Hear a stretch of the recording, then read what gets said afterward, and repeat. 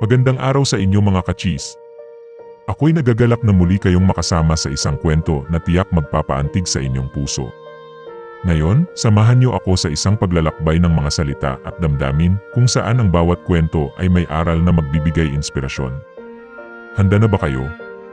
Tara, simulan na natin ang kwento.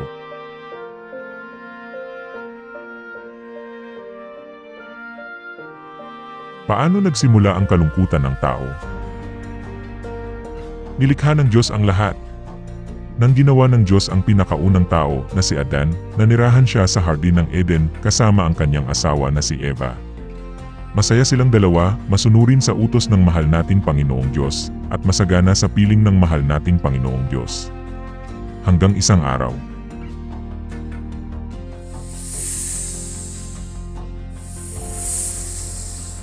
Hindi ba sinabi ng Diyos na huwag kayong kumain sa bunga ng bawat kahoy? Tinanong si Eva ng ahas. Maaari kaming kumain sa mga bunga ng lahat ng kahoy pero maliban sa isa. Ang sagot ni Eva, Kung kami ay kumain o humipo ng bunga ng kahoy na iyan, kami ay mamamatay. Hindi kayo mamamatay. linlang ng ahas. Magiging kagaya ninyo ang Diyos. Saad pa niya. Gustong-gusto ni Eva ang bunga ng kahoy na iyon, kaya't pinakinggan niya ang ahas at kinain niya ang bunga. Pagkatapos na sinuway ni Eva ang Diyos, pinakain din niya si Adan ng bunga. Sana sinabi ni Adan, Huwag. Ayaw kong suwayin ang sinabi ng Diyos. nang sina Adan at Eva ay nagkasala, nalaman nila na sila ay hubad. Nagtahi sila ng mga dahon para matakpan ang kanilang mga katawan, at nagtago sa halaman upang hindi makita ng mahal nating Panginoong Diyos. Nang palubog na ang araw, dumating ang Diyos sa hardin. Alam niya kung ano ang ginawa ni Adan at Eva. Sinisi ni Adan si Eva. Sinisi ni Eva ang ahas. Kaya't sinabi ng Diyos, Ang ahas ay isusumpa, at ang babae ay makakaranas ng matinding hirap sa pangganganak. Adan, dahil ikaw ay nagkasala, isumsumpa ko ang lupang tinatamnan ninyo. Sa pawis mo magmumula ang inyong kakainin sa bawat araw. pinalabas ng mahal nating Panginoon sina Eva at Adan sa napakagandang hardin. Dahil sa sila'y nagkasala, sila ay nahiwalay sa Diyos na nagbibigay ng buhay.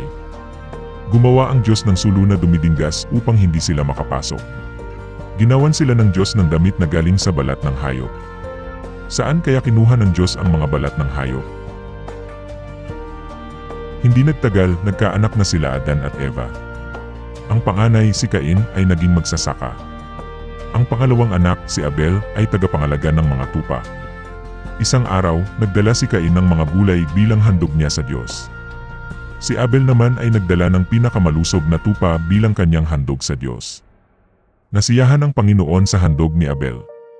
Pero hindi nasiyahan ang Panginoon sa handog ni Cain. Nagalit si Cain. Ngunit sinabi ng Diyos, Kung tama ang iyong ginagawa, hindi ka ba tatanggapin? ang galit ni Cain ay hindi naalis. Isang araw, habang sila ni Abel ay nasa bukid, sinaktan ni Cain si Abel na kanyang kapatid at pinatay. Kinausap ng Diyos si Cain. Nasaan ang iyong kapatid na si Abel? Hindi ko po alam. Ang sagot ni Cain na sinungaling. Ako ba ay tagapangalaga sa kanya? Pinarusahan ng Diyos si Cain, magbungkal man siya ng lupa at magtanim, wala siyang aanihin, at si Cain ay hindi magkakaroon ng palagi ang tirahan. Umalis si Cain at namuhay malayo sa Diyos. Siya ay nag-asawa ng anak na babae nila Adan at Eva. Nagkaroon sila ng mga anak. Hindi nagtagal, si Cain ay nagkaroon ng mga apo at mga apo ng mga apo at dumami ang mga tao sa lungsod na kanyang tinirahan. Samantala, ang mga anak ni Adan at Eva ay sandaling lumaki. Noong mga panahong iyon, ang mga tao ay may mahabang buhay kaysa ngayon. Nang ipinanganak si Seth, sinabi ni Eva, Ibinigay siya ng Diyos sa akin upang kapalit ni Abel. Mahal ni Seth ang Diyos at binigyan siya ng mahabang buhay, 900 taon at 12. At marami pang mga anak. Sa mundo, ang mga tao ay lalong naging lubos na makasalanan sa bawat henerasyon na lumipas. Kaya't ang Diyos ay nagpasya na kanyang sisirain ang sangkatauhan, lahat ng mga hayop at mga ibon. Kinalulungkot ng Diyos na nilikha niya ang tao. Ngunit isang lalaki ay kalugod-lugod sa Diyos. Ang lalaking ito ay si Noah. Siya ay galing sa angkan ni Seth at si Noah ay mabait, matuwid, magaling at walang kasalanan.